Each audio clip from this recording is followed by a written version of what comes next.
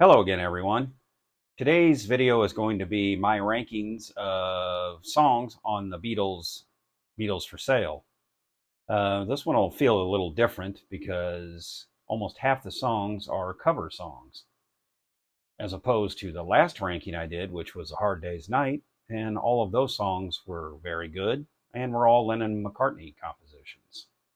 So we will still go from the bottom to the toppermost. So without any further ado, let's get it going. Starting off at number 14 is Mr. Moonlight.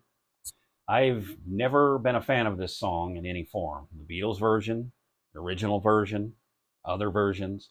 I don't know what it is. I just don't care for it. An interesting story, when I bought the CD at college, I gave it to the clerk to check out. And he looks at it and he goes, "Oh man, this is an awesome album. Except for the worst song they ever recorded's on it."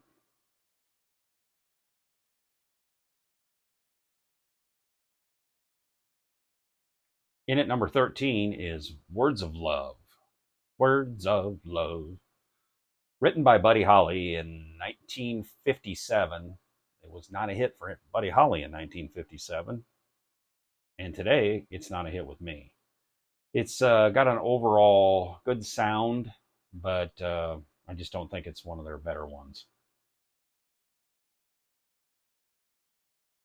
At number 12 is another cover song. This one written by Carl Perkins, called Everybody's Trying to Be My Baby.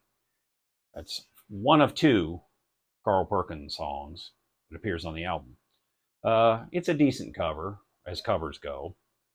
Um, Good vocal by George, but at times I find the song clunky, and it's not the fault of the Beatles.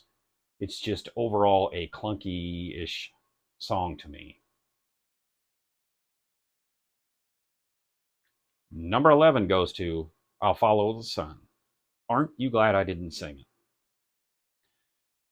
Sweet and simple song by Paul. Not one of my favorites by him, though I believe it was George Martin's favorite song on the album.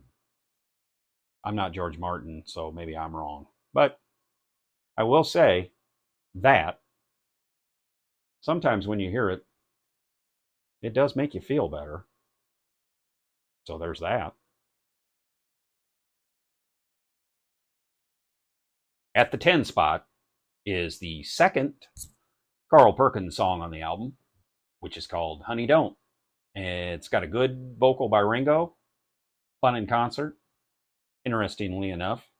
Prior to mid to late 1963, the song was sung by John in concert. And if you haven't heard it, check it out. In at number nine is Kansas City Hey Hey Hey, written as two songs by Lever and Stoller and Mr.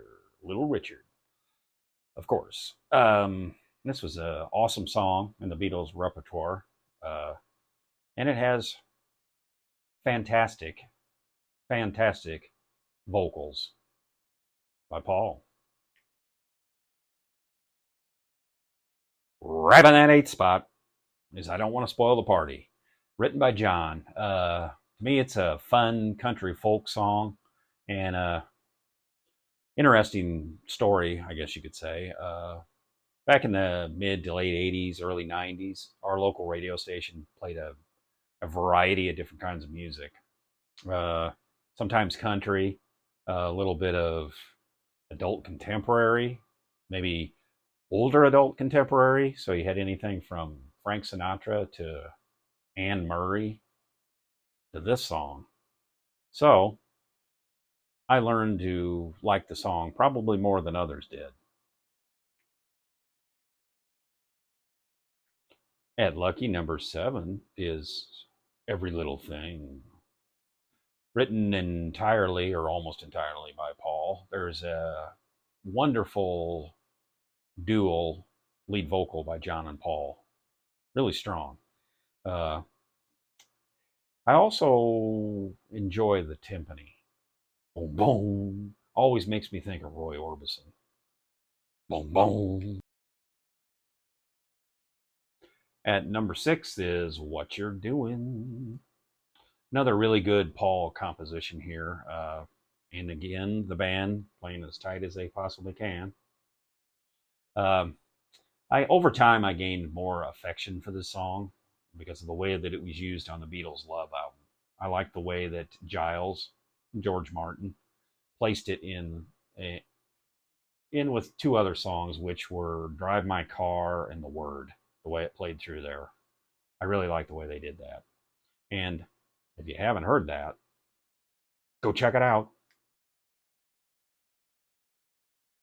Taking the number 5 spot is "Babies in Black." Really, really good Lennon-McCartney composition, about 50-50, I believe. It's got a slight Dylan influence, but Dylan's influence on the Beatles was pretty heavy at this time. One thing about this song is watching the old concert footage. You got a semi-serious song that they're launching into, and the howling and screeching fans on the top of it. It's obvious they don't know what's going on. I'm sorry, but they don't. And it's quite a little contrast. At number 4 is John's No Reply. And it's all John on this one. But it does have tremendous backing or harmony vocal from Paul. And I've always really enjoyed this.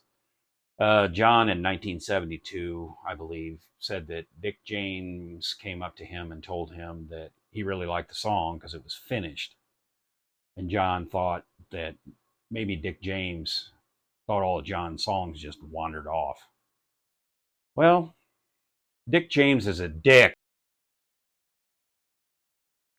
Number 3 is Rock and Roll Music by the legendary Chuck Berry. Legendary Berry. Rhymes. Rock and roll music has always been one of my favorite covers. I'm not a big cover guy, but I've always enjoyed this one a lot. It's a straight up rock and roll song, and there's nothing better than drinking home brew from a wooden cup.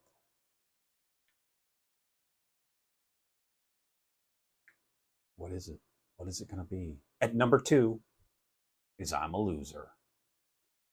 Definitely Dylan influenced John song. Got wonderful harmonies. Always been one of my favorite songs. Definitely, obviously, one of my favorites on this album. I would love to have seen a teenager from 1964 or 65 time when this came out, and watching them put that needle down on the record, and they get past the first song, and they go, "Oh, what's up for the second one?" And they're hit by those 2 first lines. I bet that was a gas. And at number 1, if you haven't been keeping score or keeping track or writing down, or you were honest and watched the whole video through, you now know the number 1 song is 8 Days a Week. Written mostly by Paul, but John dominates the vocals on this one. It's got that tremendous fade in, and from there on, pure magic. This is one of the first songs I really liked when I was young, and I still like it or even love it today. It's an absolutely great song.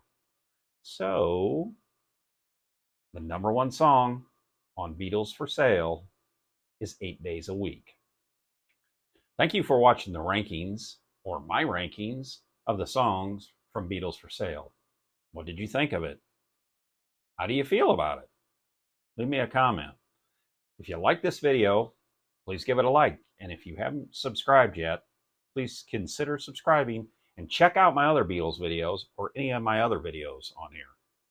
So, until next time,